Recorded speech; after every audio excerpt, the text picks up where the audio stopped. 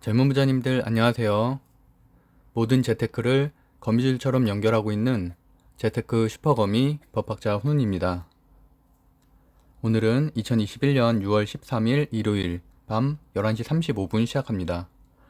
제가 금요일과 토요일엔 아무래도 좀 공부를 할 수 있는 대장주 종목 찾는 방법부터 시작해서 전체적인 MTS 시황 그런 것들을 좀 설명드렸었고, 금요일엔 미국 증시 그리고 이제 한국 증시에서 주요 이슈들 이런 것들을 좀 정리해 드렸었는데요.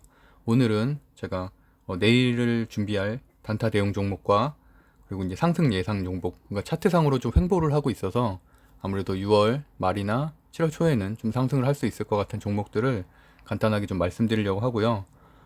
오늘 또 설명드릴 게 6월의 주요 증시 일정인데, 제가 지난 5월달, 4월달, 5월달에도 계속 주요 증시 일정을 말씀드리면서 이제 그런 것들이 어느 정도 그 증시 일정에 맞춰서 미리 매수를 하거나 그때 실시간으로 대응을 하면 충분히 좀 수익을 낼 수 있는 것들, 예를 들어서 뭐 대선 테마주 같은 경우도 재료 소멸에 따른 그런 하락에 대해도 대비를 해야 되잖아요.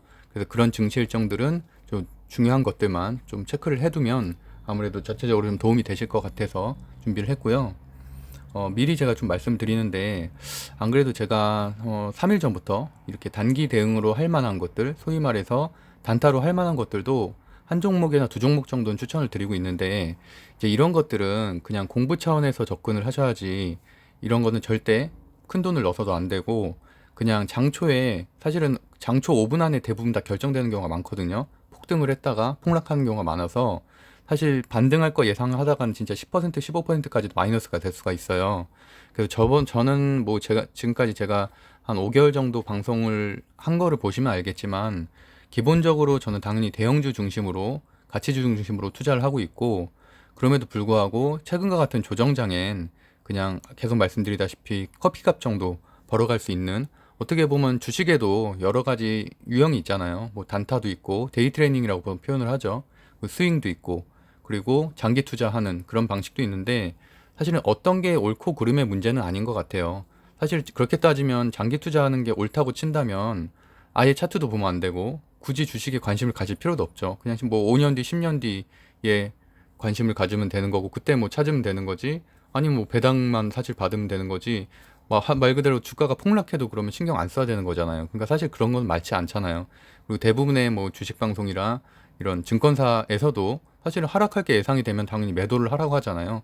그런 것처럼 물론 이런 특정 세력이나 이런 것들에 좀 급등을 하고 급락을 하는 게 굉장히 위험을 하지만, 어쨌든 그런 것들을 통해서 수익을 내시는 분들도 있고, 그것도 그런 분들의 어떻게 보면 하나의 삶의 방식이기 때문에, 어떻게 보면 또 가상화폐 같은 경우도 그렇잖아요. 가상화폐도 사실은 재료도 없이, 재소료도 없고 기업 가치도 전혀 없이 차트만으로도 사실 급등하고 급락을 반복하는 데서 수익을 내는 거다 보니까, 어쨌든 그러니까 여러 수단 중에 하나라고 생각하시면 되지, 이거를 뭐 내 가치관과 맞지 않는다고 해서 이거는 나쁘다라고 표현하시기보다는 그냥 하나의 공부 정도로, 이것도 수많은 주식 유형 중에 하나일 뿐인 거잖아요. 특히 뭐 대선 테마주 같은 경우도 어떤 분들은 이거 주식 가치도 아는 것 이렇게 얘기하실 수도 있겠지만, 어떤 분들은 분명히 그런 걸로 뭐 수십억을 버는 분들도 충분히 있으니까. 그래서 또 어떤 분들의 입장에서는 5년에 한 번 오는 기회다라고 생각하시는 분들도 분명히 있잖아요. 그러니까 저 같은 경우도 대형주나 뭐 중형주, 최소한 뭐 시총 1조 이상 되는 그런 것들로 사실은 포트폴리오가 90% 이상 구성이 돼 있고요. 나머지 한 3천만 원에서 4천만 원 정도만 제가 데이 트레이닝 할 수 있는, 스윙을 할 수 있는 종목으로 포트폴리오를 구성을 하고 있거든요. 그러니까 어쨌든 제가 추천을 드리는 건 아니고, 저도 그냥 공부하는 종목들이라고 그냥 생각하시고 받아들이시면 될 것 같습니다. 6월 증시 일정부터 먼저 볼게요. 크래프톤이 지난주에 유가증권 시장의 상장 예비 신사를 통과를 했죠. 그래서 마찬가지로 이번 주 또는 다음 주에 이제 카카오뱅크가 상장 예비 심사를 통과할 가능성이 높아서 거기에 따라서 관련된 주식들이 좀 움직일 수가 있겠죠. 그리고 이거 같은 경우는 그 미국의 민간 항공 우주 업체 중에 블루 오리진이라는 곳이 있거든요. 제가 이제 주로 소개를 했던 데는 버진 갤럭틱이고, 버진 갤럭틱 말고도 블루 오리진도 있고, 뭐 스페이스 X라고 아직은 비상장이긴 하지만 뭐 그런 기업들도 있는데, 어쨌든 최근에 그 CEO가 여기에 같이 우주여행을 떠날 수 있는 7월 20일에 이제 떠날 수 있는 그 관광객에 대해서 어떻게 보면 하나의 경매를 붙였거든요. 경매 붙였고 그게 312억 원에 팔렸는데, 어쨌든 7월 20일이라고 그 CEO가 민간 우주선을 타고서 여행 가는 일정이 잡힌 거잖아요. 그러니까 이런 것들을 미리 알고 있으면 좋은 점은 어쨌든 항공우주주가 저도 이제 계속 전망을 좋게 말씀드리고 있고 여러 가지 종목을 소개를 드렸는데 그런 것들에 맞춰서 분위기가 당연히 과열될 수밖에 없죠. 이 시점이 되면은 뭐 누구나 다 꿈을 꿀 수 있는 거잖아요. 어떻게 보면 또 이런 성장주의 끝판왕이라고 할 수 있는 게 이런 항공우주 주식이라고 할 수 있다 보니까 그런 섹터가 특히 버진 갤럭시부터 시작해서 지속적으로 상승할 가능성이 있고 그렇게 미국 주식이 상승을 하다 보면 당연히 그런 외국인 수급이 우리나라까지도 그 분위기가 들어올 가능성이 높기 때문에 지금 정도에는 매수를 해도 충분히 뭐 고점 대비해서 낮은 주식들이 워낙 많아서 그런 것들을 좀 공부를 해서 이런 일정에 맞춰서 매수를 해도 수익을 충분히 낼 수 있다라고 보실 수 있고요. 그래서 일단 증시 일정 먼저 좀 살펴보면은 자동차, 반도체, 우주항공, CBDC가 주로 6월, 7월에 지금 몰려있는 증시 일정들이죠. 그 뒷부분에 제가 좀 자세히 설명을 드릴 거고 또 이베이 코리아 지금 입찰이 어느 정도 결정이 됐잖아요. 그래서 롯데쇼핑 아니면 이마트 그곳에 따라서 사실은 너무 고가에 인수를 하게 되면 사실은 단기 하락은 있을 수 있거든요. 물론 재료 소멸도 그렇고 사실 그런 것도 리스크가 좀 있기 때문에 그런 부분도 있을 수 있고 카카오뱅크도 말씀드린 대로 예비 상장 관련해서 확정이 된다면은 주식에 조금 등락이 있을 가능성이 있고요. 급등주 같은 경우는 제가 계속 말씀드리지만 5분 내 급락할 가능성도 있거든요. 그러니까 정말 단기 대응 가능하신 분들만 해야지 안 그런 분들은 그냥 제 눈으로만 보세요. 돈 투자하지 마시고 그냥 말 그대로 눈으로 이런 흐름들로 말 그대로 사람들이 돈을 잃기도 하고 돈을 벌기도 하는구나 정도로 공부하시는 정도로 생각하시면 될 것 같고요. 일단 일정이 정확하게 나오지 않은 것들이 좀 있어요. 예를 들어서 이베이 코리아 우선 협상자 선정 같은 경우도 둘 중에 한 곳이긴 한데 아직은 어떤 곳이 될지는 전혀 모르는 상황이죠. 그렇기 때문에 근데 이번 주 안에는 결정될 가능성이 높아서 그래서 이런 것들은 오히려 결정이 되면은 상승 후에 단기 하락할 가능성이 좀 있다고 보고요. 6월 14일 같은 경우는 도이치뱅크에서 글로벌 자동차 산업 컨퍼런스가 있는데 이런 미국이나 유럽에 있는 이런 주요 증시 일정들도 한국에 당연히 영향을 많이 미치죠. 그러다 보니까 이렇게 특히 여기는 자동차 산업 컨퍼런스에는 포드가 참여를 하거든요. 포드가 미래 계획에 대해서 좀 발표를 할 계획이 있어서 그런 것들은 당연히 포드의 주가를 끌어올릴 수도 있고 그런 것들은 우리나라의 현대, 기아, 뭐 현대위아 이런 곳들의 증시에 영향을 미칠 가능성이 있겠죠. 그리고 6월 15일에 유럽연합이 백신 여권 도입하는 거에 대해서 좀 브리핑을 하니까 이것도 마찬가지로 백신 여권 관련된 주들이 최근에 많이 급등을 했는데 마찬가지로 이 해당 섹터를 좀 관심 갖고 그날 지금 지켜보시면 또 큰 상승 후에 또 하락이 있을 수 있고 그런 건 아무래도 테마로 많이 움직이다 보니까 당연히 변동성이 심하죠. 그래서 거기에 대해서는 충분히 대응하실 수 있는 부분들만 대응하시면 좋을 것 같고요.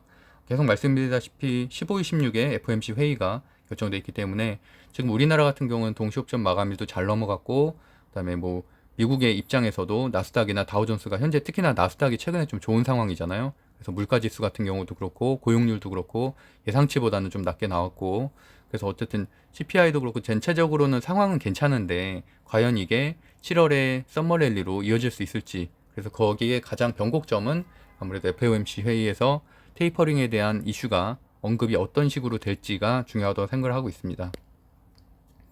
6월에 상승 예상 종목이라고 제가 정리를 해봤는데 어떻게 보면 저도 공부를 하는 종목들이에요. 그래서 차트상으로 최근에 좀 횡보를 하고 있어서 그럼에도 불구하고 또 수급이 외국인 수급 또는 기관 수급이 꾸준히 들어오고 있기 때문에 조만간 어느 정도는 그래도 뭐 이렇게 상한가까지는 아니겠지만 그래도 어느 정도는 슈팅이 있을 수 있을 가능성 있는 것들 그래서 제가 이런 종목들을 말씀드리는 이유는 같이 공부를 하자는 거예요. 같이 차트를 보고 어떻게 보면은 각자 잘하는 영역이 있잖아요. 저 같은 경우도 사실은 차트보다는 좀 더 재료나 이런 기업 가치 분석 이런 데 좀 치중을 하고 있는 편이고 하지만 차트 분석도 당연히 하긴 하거든요. 그래서 코오롱 인더 같은 경우는 현재 이런 상황으로 좀 진행이 되고 있고 그래서 오늘은 제가 자세하게는 말씀 안 드릴게요. 그래서 어쨌든 최근에 어느 정도 횡보를 좀 거닐고 있기 때문에 차트상으로도 보면은 지금 현재 21선, 5일선은 위에 올라와 있는 상황이죠.